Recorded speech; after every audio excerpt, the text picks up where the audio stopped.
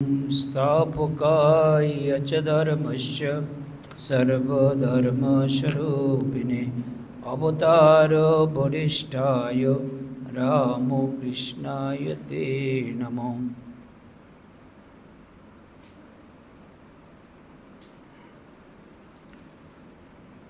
आज श्रीमद स्वामी निरंजनानंद जी महाराजेर शुभ आविर्भाव तिथि। शुरूतेई আপনারা একটি গান শুনেছেন, মা এসেছেন মোদের কি আর ভাবনা ভাই। স্বামী পূর্ণানন্দ মহারাজ গানটি করেছেন। এই নিরঞ্জনানন্দজি মহারাজের জীবনে আমরা দেখি মাতৃগত প্রাণ, মায়ের কাছে সব কিছু দিয়েছিলেন, সঁপে দিয়েছিলেন। মা ছাড়া আর গতি নেই। শ্রীরামকৃষ্ণের অন্তর্ধানের পর মায়ের সচরাচর ছবিও পাওয়া যেত না, কিন্তু এই নিরঞ্জনানন্দ মহারাজের জীবনে মায়ের এবং প্রভাব তিনি খুব অনুভব করেছিলেন এবং অন্যদেরকেও তিনি এইভাবে ভাবিত করেছিলেন। আমরা তার জীবনের কিছু ঘটনা আমরা অবলোকন করব। আজকে শ্রাবণ পূর্ণিমা, এই তিথিতে তিনি জন্মগ্রহণ করেন। রামকৃষ্ণ মঠের যে 6 জন ঈশ্বরকুটি রয়েছে তার অন্যতম স্বামী নিরঞ্জনানন্দজি মহারাজ। তার জন্ম 1862 আর তার মহাসমাধি হয়েছে 1904। 42টি বছর তার এই জীবন আমরা দেখছি, খুবই অল্প সময়। স্বামীজির 1902 আর মহারাজ হল 1904। শ্রীরামকৃষ্ণ তাহার যে কয়জন অন্তরঙ্গকে ঈশ্বরকুটি বলিয়া নির্দেশ করিয়াছিলেন, স্বামী নিরঞ্জনানন্দ তাহাদের অন্যতম। ঠাকুর তাহার সম্বন্ধে ইহাও বলিয়াছিলেন যে তিনি রামচন্দ্রের অংশে অবতীর্ণ হইয়াছেন। আমরা দেখি তার ছেলেবেলায় তীর ধনুক নিয়ে তিনি খেলা করতে খুব ভালোবাসতেন। এই অতি উচ্চ আধ্যাত্মিক শক্তিসম্পন্ন মহাপুরুষ 24 পরগনা জেলার রাজারহাট বিষ্ণুপুর গ্রামে আনুমানিক 1862 খ্রিস্টাব্দে শ্রাবণ পূর্ণিমার দিনে, মানে এই তিথিতে জন্মগ্রহণ করেন। তার পিতার নাম অম্বিকাচরণ ঘোষ, তার পূর্ব নাম ছিল নিত্য নিরঞ্জন ঘোষ। এই এখন সেই জায়গায় নিরঞ্জনানন্দ মহারাজের জন্মস্থানে আমাদের আশ্রম হয়েছে। মন্দির কিছুদিন আগে মন্দিরের উদ্বোধন হয়েছে, বিভিন্ন রকম সেবা কাজ চলছে। বারাসাত নিবাসী পণ্ডিত কালীকৃষ্ণ মিত্র মহাশয় তাহার মাতুল ছিলেন। নিরঞ্জন মাতুল মহাশয়ের কলকাতাস্থ বাটিতে থাকিয়া অধ্যয়ন করিতেন। এই যে ছেলেগুলো বসে রয়েছে আমাদের, 18 বছর বয়সে তিনি শ্রীরামকৃষ্ণের কাছে আসেন। আর আমরা দেখি 1904, মানে 24টি বছর তিনি অতিবাহিত করেছেন এই রামকৃষ্ণ পরিবারে, রামকৃষ্ণের এই ভাবে। তার সবচেয়ে যেটি আকর্ষণীয়, তিনি খুব সরল ছিলেন, খুব সুন্দর ছিলেন। দেখলেই, হঠাৎ করে কেউ দেখলেই, তাকে দেখলেই খুব আকর্ষণ অনুভব করতেন। যেই দেখত খুব সুন্দর চেহারা আর খুব সহজ সরল মিষ্টভাষী ছিলেন। শ্রীরামকৃষ্ণের নিকট আগমনের পূর্বে তিনি আহেরিটোলা নিবাসী ডাক্তার পেরিচাঁদ মিত্র মহাশয়ের বাড়িতে তিনি একটি প্রেততত্ত্বন্বেষী দলের সহিত পরিচিত হন। ইহারা নিরঞ্জনকে প্রেতাবতরণের মাধ্যম মিডিয়াম রূপে ব্যবহার করিতেন, কারণ তাহার উপর ভূতের আবেশ অতি সহজে হইত এবং এইরূপ প্রেতাবিষ্ট নিরঞ্জনের সাহায্য ওই দলটি দুরারোগ্য রোগ নিরাময় করা প্রভৃতি বহু অলৌকিক ব্যাপার সাধন করিতে পারিতেন। এইভাবে ভূতুড়েদের দলে যাতায়াত করিতে করিতে একটি ঘটনায় নিরঞ্জনের মনে বৈরাগ্যের সঞ্চার হইল। এই যে আমরা বলি যে ধন সম্পদ বাড়ি গাড়ি সব কিছু আছে, অথচ 18 বছর যাবৎ একজন ধনাঢ্য ব্যক্তি তার ঘুম হচ্ছে না। সেই ঘুমের জন্য এই নিরঞ্জন, তখন তো নিরঞ্জন ঘোষ, তার কাছে তিনি গিয়েছেন এবং তার এই যে আকুতি যে আমার ঘুম হচ্ছে না, আমার কি ব্যবস্থা, কোনো কিছু করা যায় কিনা। এতে এই নিরঞ্জন ঘোষের তো দরিদ্র, তেমন কিছু নেই, কিন্তু এতে তার খুব বৈরাগ্য হয়েছে। মানুষ কখন কার প্রতি কীভাবে যে আকর্ষণ অনুভব করে এটি কিন্তু বোঝা যায় না। এই মহাপুরুষদের ক্ষেত্রে এটি বিশেষ লক্ষণীয়। জনৈক ধনশালী ব্যক্তি সুদীর্ঘ 18 বছর অনিদ্রায় ভুগিয়া অবশেষে নিরঞ্জনের শরণাপন্ন হন।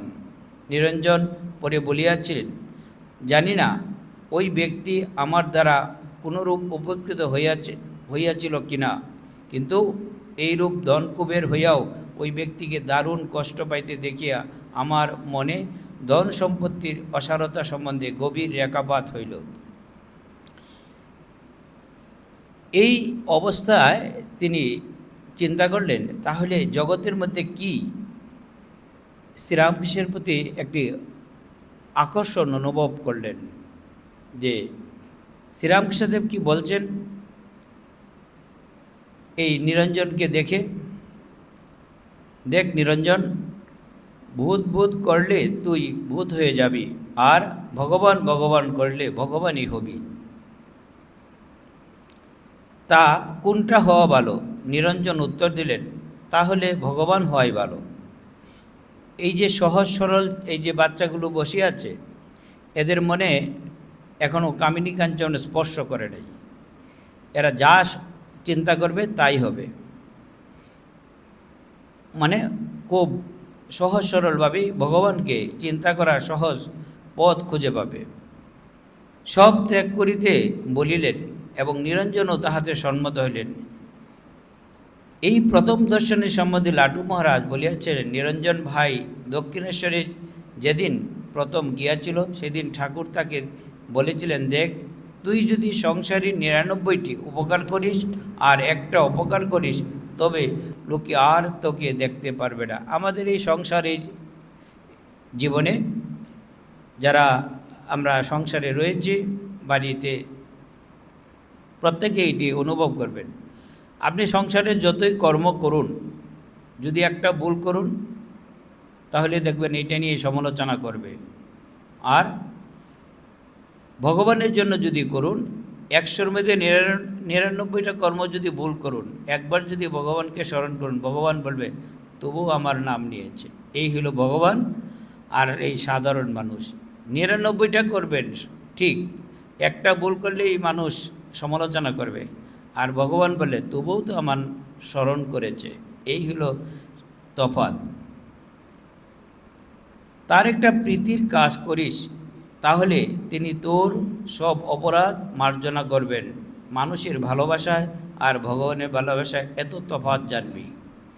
এই হলো তফাৎ, যে ঈশ্বরের জন্য যদি অল্পও কর্ম করা হয়, তখন ঈশ্বর বলেন তবুও তো আমাকে স্মরণ করেছে। আর এই মানুষ একটু যদি ভুল হয়, সব কিছু করার পর যদি কিঞ্চিত ভুল হয়, তাতে এই মানুষ তাকে এই ব্যাপারে কটাক্ষ করে সমালোচনা করে। এটি হলো মানুষের স্বভাব। তার এই জীবনে যে কয়েকটি ঘটনা আমরা উল্লেখ করি, বেশি তো সময় নেই। প্রায়ই বেলুড় মঠে, তখন তো বেলুড় মঠ হয়নি, নৌকা পার হয়ে দক্ষিণেশ্বরে আসতে হতো। তখন নৌকাতে অনেক যুবক অনেক ভক্ত যাতায়াত করতেন, তখন সমালোচনা করতেন।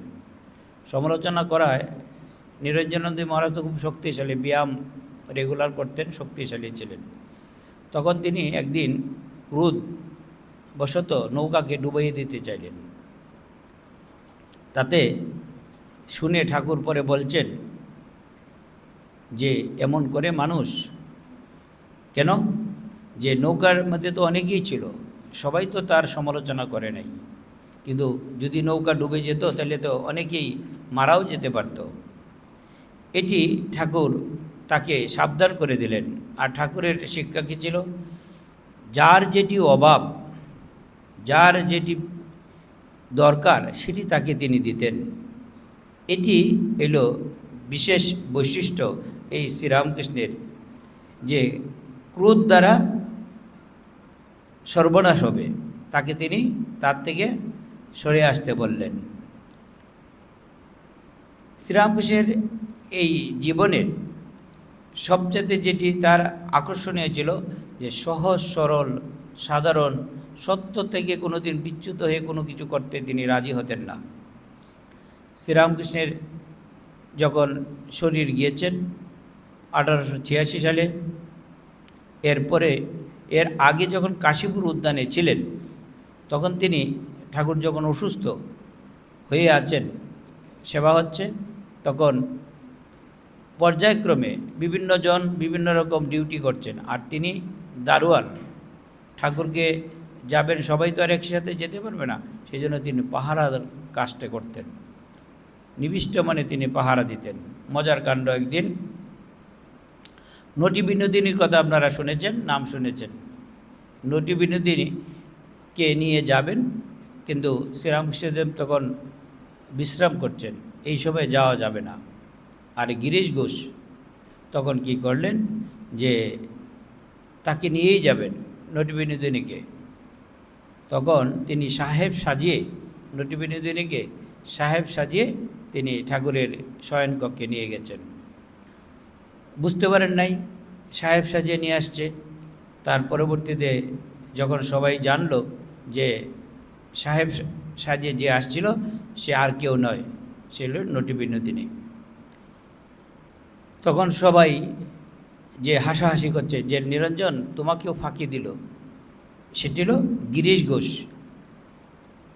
গিরিশ ঘোষের কারণে এই নটি বিনোদিনীকে ঠাকুরের কাছে নিয়ে গেলেন এবং ঠাকুরের কৃপা প্রার্থনা করলেন। বরাহনগর মঠ তখন প্রতিষ্ঠিত হয়েছে শ্রীরামকৃষ্ণের অস্থিকে নিয়ে।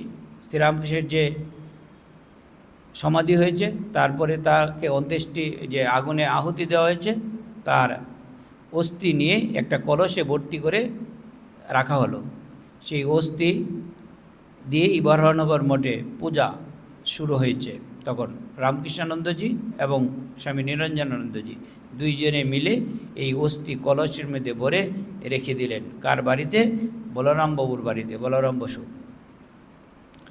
সেই অস্থি নিয়ে বরাহনগর মঠে ভূতের বাড়িতে 11 টাকায় বাড়ি ভাড়ায় সেখানে ঠাকুরের পূজা পাঠ আরম্ভ হয়েছে। এটা নিরঞ্জন মহারাজের একান্ত চেষ্টা না। তারপরে একদিন ঠাকুরের জন্য সন্দেশ আনতে গেছেন, দোকান থেকে সন্দেশ নিয়ে আসছে। ছোট একটি বাচ্চা এই সন্দেশের প্যাকেটটা দেখে খুব কাদাকাটি করছে, মানে সন্দেশ খাবে। সে তো বাচ্চা, তার মা কুলের মধ্যে রেখেছে, কিন্তু বাচ্চার কান্নার থামছে না। তখন নিরঞ্জনানন্দ মহারাজ তাকে প্যাকেটটাই দিয়ে দিলেন, বলছে খাও। তো তার মা বলছে তখন যে তাতে তো অপরাধ হবে, আমার সন্তানের অপরাধ হবে, অকল্যাণ হবে। তো বলছে না না, আমি তো দিয়েছি। আবার তাকে মানে তিনি সাক্ষাৎ নারায়ণ দেখছেন, দেখে বাচ্চাটিকে তা দিয়ে দিয়েছেন এবং নতুন করে মিষ্টি নিয়ে এসে আবার মঠে নিয়ে আসছেন। এই যে তার সহজ সরলতা জীবনে আমাদের এটি শিক্ষা দিয়েছে। জীবনে চলার পথে যদি একটা আদর্শ না থাকে, রাস্তা অতিক্রম করা যায় না। যখন আপনার পাহাড়ে যাবেন, অমরনাথেই যান, কেদারনাথ, বদ্রীনাথ যান, দেখবেন আপনার মধ্যে আরেকজন ধীরে ধীরে চলছে, তাকে দিকে উৎসাহ পাবেন। তখন অতিক্রম করা সহজ হয় যে আমার মতো আরেকজনই তো যাচ্ছে। বিভিন্ন রকম শ্বাসকষ্ট হয়, তারপরেও মানুষ চলতে থাকে একটি গতি অতিক্রম করার জন্য, ধীরে ধীরে আর বম বম বলে করে যেতেই থাকে, মানে শিবের নাম করতে করতে।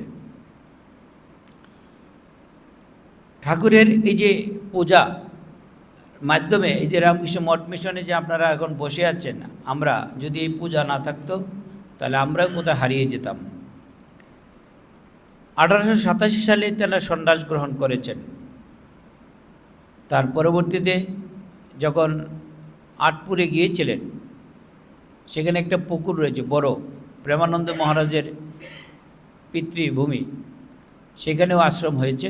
সেই পুকুরে স্বামী ত্রিগুণাতীতানন্দ মহারাজ ডুবে যাচ্ছিলেন, ছেলে বয়স তো সকলেরই, আর উনি ভালো সাঁতার জানতেন, তাকে সেই পুকুর থেকে উদ্ধার করে নিয়ে আসলেন যাতে আর তাকে ডুবে মরতে হলো না। তখন সবাই বলছে সেবা কাজটা তিনি খুব নিজের থেকেই খুব দৌড়ে যেতেন, কারো বিপদে, কারো অসুস্থতায় তিনি সেবা কাজের জন্য দৌড়াদৌড়ি করতে পারতেন ভালো।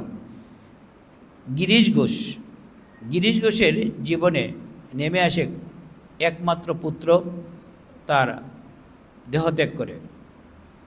তখন মা আছেন জয়রামবাটিতে, এই নিরঞ্জনানন্দ মহারাজ তখন তাকে নিয়ে যায় এই জয়রামবাটিতে। মায়ের কাছে গিয়ে মানুষ এই যে ভগবানের কাছে যাবে, কেন যাবে? সবাই কিন্তু একটা বেদনাকে লাঘব করতে চায়। পুত্র শোক, স্ত্রী বিয়োগ, ভাতৃবিয়োগ খুব বেদনাদায়ক। এই জন্য বলছে শিশুকালে মাতৃহারা, কৈশোরে পিতৃহারা, যৌবনে স্ত্রীহারা, খুবই বেদনাদায়ক। এই গিরিশ ঘোষের এই সন্তান হারায় গিরিশ ঘোষ ভারাক্রান্ত হয়ে গেলেন। তখন তাকে নিয়ে গেলেন নিরঞ্জনানন্দজি মহারাজ মায়ের কাছে। এই যে বলছিলেন, গানটা গাইছিলেন, ভবের বোঝা মা এসেছে মোদের কি আর ভাব নয়। মা যেন সাক্ষাৎ জগৎ জননী, এটি আগে অত সহজে কেউ বুঝতে পারতো না, কারণ অল্প বয়স তখন, আর মাও বাইরে আসতেন না। এই গিরিশ ঘোষকে নিয়ে গেছেন, জয়রামবাটিতে থেকেছেন, খেয়েছেন। ভোরবেলায় দুধ চা খায়, কলকাতা থেকে এসেছে, তার জন্য মা দুধ চা তৈরি করছেন, অপরের বাড়ির থেকে দুধ এনে। এই যে মাতৃ ভালোবাসায় তিনি তার পুত্র সুখ ভুলে গেলেন, এবং উন্মোচিত হলো নতুনভাবে যে মা তাকে রক্ষা করছেন। আগেও ছোটোবেলায় একবার বিসূচিকা রোগ হয়েছিল, তখনও তিনি রক্ষা করেছেন, এখনও তিনি তাকে দেখছেন। এটি গিরিশ ঘোষ খুব অনুভব করলেন। এই এক একজনের মাধ্যমে এক একটি দিক প্রকাশিত হয়। এই আমাদের এই জীবনে আমরা দেখি প্রত্যেকেরই একটি ভূমিকা রয়েছে। এই যে আমরা দেখি শ্রীরামকৃষ্ণের যারা 16 জন পার্ষদ রয়েছেন, প্রত্যেকেরই কিন্তু এক একটি ভূমিকা রয়েছে। এক একজন এক এক জায়গায় এক একটিভাবে কাজ করেছে, কিন্তু কেউ কম নয়। স্বামীজি যখন এসেছেন 1897 সালে আমেরিকা থেকে ঘুরে, তখন বেলুড় মঠ প্রতিষ্ঠিত করবেন, এক একজনের জন্য এক একটি কাজ দিয়েছেন। আর স্বামীজি যখন অসুস্থ ছিলেন, তখন তিনি পাহারা দিতেন। তখন এক ব্রহ্মচারী মহারাজ তো দাঁড়িয়ে রয়েছে অনেক লম্বা, পায়ের নিচ দিয়ে সে স্বামীজির কাছে চলে গেছেন। তিনি অন্যদিকে তাকিয়ে রয়েছেন, নিচের পায়ের নিচ দিয়ে চলে গেছেন ব্রহ্মচারী। তখন সবাই হাসাহাসি করছে যে কিভাবে গেল স্বামীজির কাছে। তখন বলছে, ও এরকমভাবে গেলি, যাক, তাকে ক্ষমা করে দিয়েছেন। মানে সবার ভিতরেই যে একটা আনন্দ স্রোত, মহাপুরুষরা যখনই যেখানে গেছেন তখনই একটি ভাবের প্রসারিত করার জন্য এক একটি ভূমিকা পালন করেছেন। এই জন্য গীতাকে যদি আমরা পূর্ণাঙ্গ গীতাকে যদি আমরা দেখি, এক একটি যোগের জন্য এক একটা মানুষ, আমরা যদি ঠাকুরের এই পার্শ্বদগুলোকে যদি আমরা দেখি, এক একজন এক একটা যোগ। পূর্ণাঙ্গ গীতা হল শ্রীরামকৃষ্ণের এই স্বরূপ। এই শ্রীরামকৃষ্ণের এই যে অন্তর্ধানের এই যে যখন নিরঞ্জনানন্দজি অন্তর্ধান করবেন তার কিছুদিন আগের একটি ঘটনা আমরা স্বামীজির দেহত্যাগের পর নিরঞ্জন মহারাজ অধিক দিন ধরাধামে ছিলেন না। 1902-1904 বেলুর মঠ ও কলকাতা থাকাকালে তাহার পুরাতন বেদী আমাসের বৃদ্ধি হয়, তিনি হরিদ্বারের যাওয়া স্থির করিলেন। যাত্রার পূর্বে শ্রী শ্রী মাধব ঠাকুরানীর প্রতি তাহার ভক্তি শতদা উতলিয়া উঠিল। ইহার কারণ কেহ স্থির করিতে পারিলেন না। হয়তো তিনি চিরবিদায়ের আহ্বান অন্তরে অনুভব করিয়াছিলেন, উহারই এইভাবে কতঞ্চিত বাহিরে উন্মেষ হইয়াছিল। যাত্রার কিছুদিন পূর্ব হইতেই তিনি আবদার ধরিলেন, মা যেন তাহার সব করিয়া দেন। এই যে মাতৃগত প্রাণ, মাতৃহস্তে রন্ধন, মাতৃহস্তে আহার প্রভৃতি সমস্ত কার্যের জন্য তিনি মায়ের মুখ চাহিয়া থাকিতেন। একটি বাচ্চা সবসময় মায়ের দিকে তাকিয়ে থাকে, বলছে মা মা মা মা বললেই সব কিছু শান্তি। যেন মায়ের অসহায় সন্তান মা ব্যতীত আর কাহাকেও জানে না। শেষ মুহূর্তে যখন সত্যই বিদায় হইতে আসিলেন, তখন ধৈর্যের বাঁধন একেবারে ভাঙিয়া পড়িল। অবুধ শিশুর ন্যায় নিরঞ্জন মহারাজ মায়ের দুটি চরণে লুটাইয়া পড়িয়া অধীরভাবে ক্রন্দন করিতে লাগিলেন। কি সেই করুণ মিনতি, আর কি সেই মাতৃচরণে আকুল প্রার্থনা। তারপর ধীরে ধীরে চলিয়া গেলেন। অন্তরে জানিলেন ইহাই শেষ বিদায়। হরিদ্বারে আসিয়া তিনি এক ভাড়া বাড়িতে আশ্রয় গ্রহণপূর্বক তপস্যায় রত হইলেন। অতঃপর শরীরের উন্নতি না হইয়া অবনতি হইতে লাগিল।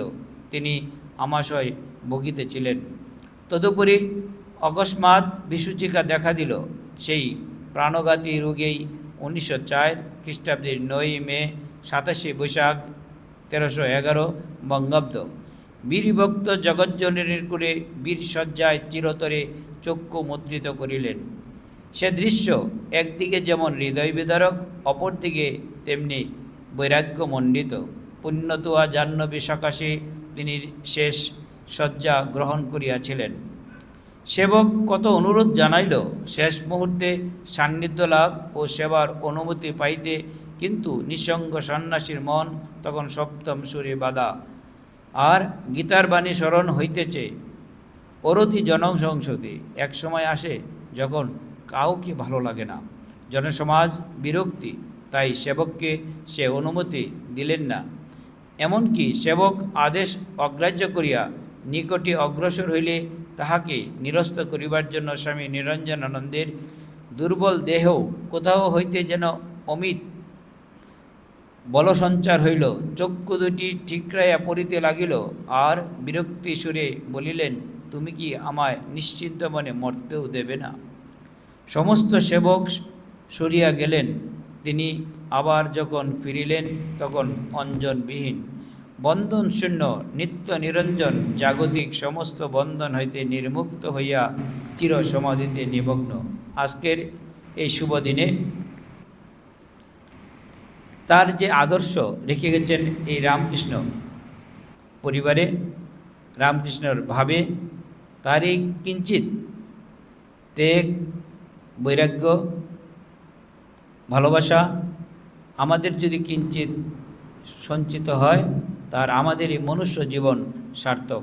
ঠাকুর মা স্বামীজির কাছে প্রার্থনা সকলের জন্য। আর এই মায়ের কথাটি যারা এসেছে, যারা আসে নাই, যারা আসবে, সকলকে জানিয়ে দিও।